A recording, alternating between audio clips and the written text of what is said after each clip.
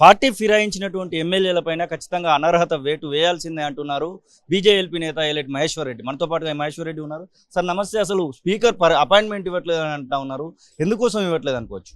Speaker గారు మరి గత 4-5 రోజుల నుంచి మేము ప్రయత్నం చేస్తూ ఉంటే వారు అందుబాటులోకి రావడం లేదు. మరి ఒకవేళ మేము సెక్రటరీ గారికి ఇస్తేనేమో సెక్రటరీ గారు నాకు తీసుకునేటువంటి అర్హత నాకు లేదు, అది స్పీకర్ గారిని కలవమని అంటున్నారు. మరి అందుకే ఈరోజు మేము మీ ద్వారా ఈరోజు ఒకటి ఆఫీస్లో అక్నాలజ్మెంట్ ద్వారా ఇచ్చి ఒకటి మెయిల్ ఒకటి రిజిస్టర్ పోస్ట్ కూడా చేయబోతున్నాం. ఒక పార్టీ నుంచి గెలిచినటువంటి ఎమ్మెల్యే ఇంకో పార్టీ అభ్యర్థిగా పోటీ చేయడం అనేది బహుశా భారతదేశ చరిత్రలో ఎన్నడూ జరగలేదు.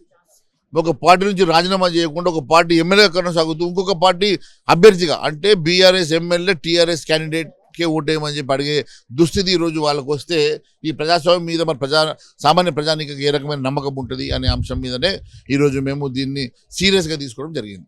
ఎందుకోసం అపాయింట్మెంట్ ఇవ్వట్లేదు అనుకోవచ్చు? మీరు అడుగుతున్నామంటున్నారు, అలాగే జగదీష్ రెడ్డి మాజీ మంత్రి బీఆర్ఎస్ సంబంధించినటువంటి నేత అతను కూడా అడుగుతున్నా అంటున్నారు. ఎవరికి కూడా అపాయింట్మెంట్ అయితే ఇవ్వట్లేదు. మీ కాజు వాళ్ళ కాజు ఒకటే, ఎవరైతే పార్టీ ఫిరాయించినటువంటి వాళ్ళు ఉన్నారో వాళ్ళకి అనర్హత వేటు వేయాల్సిందే అనేటువంటి మాట. దానికి స్పీకర్ గారు మరి బహుశా ఎందుకు అందుబాటులో లేరో ఒకటి తెలుసుకోవాల్సిన అవసరం ఉన్నది.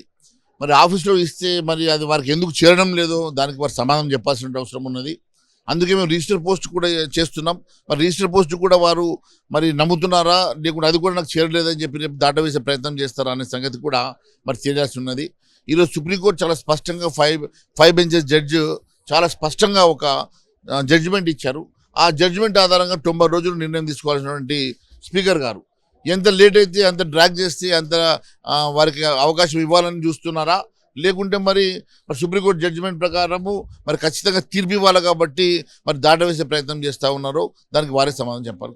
ఇంకొక 10-15 రోజులలో ఖచ్చితంగా అసెంబ్లీ సెషన్స్ కూడా జరుగుతున్నాయి, బడ్జెట్కి సంబంధించినటువంటి సెషన్స్. అవి బీజేపీ నుంచి ఎలాంటి ప్రతిపాదనలు ముందర పెట్టబోతా ఉన్నారు? భారతీయ జనతా పార్టీ ప్రజా గొంతుకై ప్రజల పక్షాన్ని నిలబడుతుంది. ప్రజా సమస్యలను ఎప్పటికప్పుడు ఎండబెడుతూ మేము ప్రజల్లోకి వెళ్ళి పోరాటం చేస్తాం.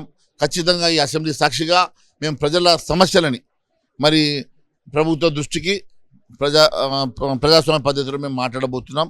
మరి ఎప్పుడు కూడా మేము గతంలో కూడా ఇప్పటివరకు ఈ రాష్ట్రంలో చేసినటువంటి అవినీతి కుంభకోణాల మీద ఇప్పటికే చాలాసార్లు మాట్లాడడం జరిగింది. రేపు అసెంబ్లీలో కూడా ఖచ్చితంగా ఈ అంశాన్ని చాలా సీరియస్గా మేము టేకప్ చేయబోతున్నాం తెలియదు. ఏబీవీపీ నాయకుల పైన లాఠీ చార్జ్ జరిగిందని కొద్దిసేపటి కింద వార్త వస్తూ ఉంది, ఎట్లా స్పందిస్తారు దీని విషయంలో? ఇప్పుడే దాని మీద స్పందించాను కదా. ఇప్పుడు ఇదే కేవలం ఈ ప్రభుత్వము ఎట్లా అణిచివేయాలా, ఏ రకంగా ప్రజాస్వామ్యాన్ని కూలి చేయాలని ఆలోచన చేస్తూ ఉన్నది తప్ప నిజంగా కూడా ప్రజాపాలన అంటే ఇదేనా? మరి ప్రజాపాలన పేరు పెట్టుకున్నది తప్ప ఇక్కడ ప్రజాపాలన అవపడతలేదు, రాక్షస పాలన అవపడతా ఉన్నది. ఇది మరి కళ్ళారా చూస్తున్నాం. Thank you. ఇదే ఎలెట్ మహేశ్వర్ రెడ్డి చెప్పిన మాటలు. ఖచ్చితంగా అనర్హత వేటు వేయాల్సిందే అనేటువంటి మాటనైతే వారు చెప్తున్న పరిస్థితి. కెమెరా పర్సన్ సతీష్తో శ్రీనివాస్, తొలి వెలుగు, అసెంబ్లీ, హైదరాబాద్. అసలైన తొలి వెలుగు. ఫాలో వాట్సాప్ @తొలి వెలుగు official.